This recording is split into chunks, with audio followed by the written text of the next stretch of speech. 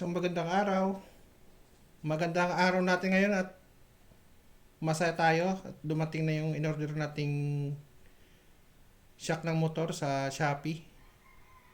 Buksan natin ngayon at tingnan natin kung gaano ito kaganda. Ayan. Yung itsura niya, okay naman ng pagkabalot mo. Ito pala ay TRC rear shock ng XRM 125 Fi. Nabili ko pala ito ng eto 29 na lang, 2995 yung price niya. Ano yan, 3981. Naka-add to cart na kasi yan, tapos napansin ko nung January 30 naka-less siya, naka-sale, kaya inabangan ko nung 12 midnight, tapos kinuha ko na. Yan, ang pangalan nito, TRC Racing AI Tech Series Suspension. Ano to, pwede siya sa Wave, Barako, XRM, yun yung description niya. Tapos yung pinaka-length niya 40mm yung haba. Tara, buksan na natin. Sana sana maganda at walang gasgas. Yay. Saan tayo mag-uumpisa? Yan, yung nakalagay dito, no video, no return, no refund.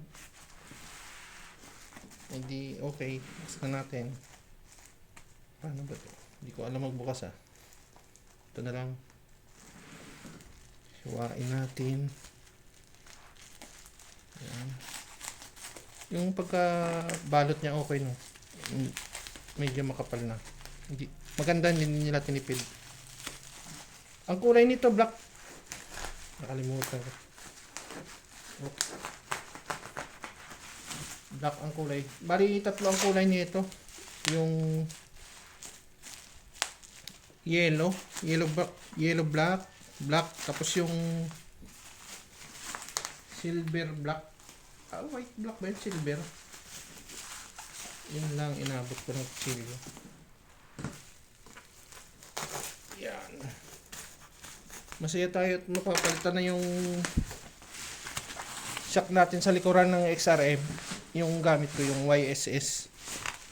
Medyo sumasagad kasi yun pag may angkas na mabigat. Nung una, maganda rin siya. Pero nung tumagal, sumasagad. Okay. Yan. Tingnan natin.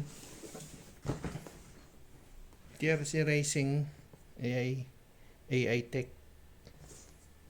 Tingnan natin kung may ano siya. Ayan. Black 340mm. Yung buksan na natin. Kahon niya okay naman. Paano ba buksan? Yun lang. Tara. Ay, ito pala. Dito muna. Ayan. Up.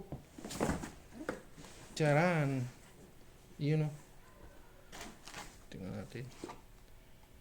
Ito na yung shock mismo. Yan. Yung rod sa gitna. Gold. Yan. TRC Racing. Tapos, hindi ko pa alam kung ano yung adjustable dito. Hindi ako masyadong nag-research. Binili ko na lang. In-order ko na lang. Yan. May mga ano siya. Tapos may kasama na siyang isang pares na extra spring. Tingnan natin. Yan. Halos pareho lang naman yung spring. Baka spare lang to. Ay hindi, ayan o. Yung isa nakalagay na ano 65 pounds per inch. Tama ba? Tapos yan 6.5 to 206 mm. Tapos itong namang nakasalpak na 75 pounds per inch, 6.8 to 205 mm. Ibig sabihin yung ito nakakabit baka ano mas ito nakakabit na mismo mas mabigat yung load na kaya niya. Yun ba yun? Hindi ko alam. Malalaman na lang natin yan. Tapos yung shock, okay no. Wala siyang mga gas-gas.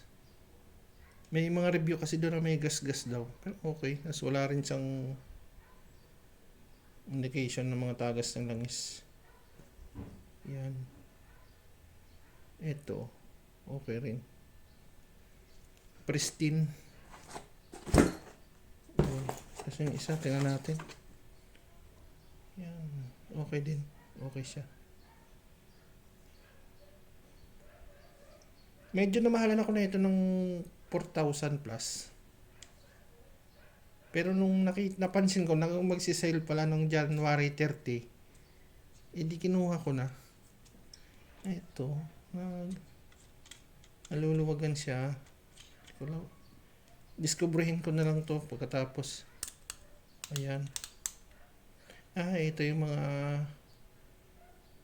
adjustment niya. Basahin ko na siguro sa manual. Bale, ito yung laman niya, no? Yan. Ito, hindi ko alam kung ano to. Sticker, TRC, suspension. Tapos, sticker ulit. TRC Racing. Tapos ito, parang adapter to siguro sa ano. Yung sa butas niya, yung dito. Yan. Dito sa baba. Tapos may isang allen wrench, maliit. Pang adjust yan siguro dito. Yan o. Yan. Tapos, yung laging kasama, silica gel. At yun na yun siguro, wala na. Wala na ba? Tingin ko wala na. At wala. Sa kaya manual nito. Tingnan muna natin ah. Sana may manual para ano.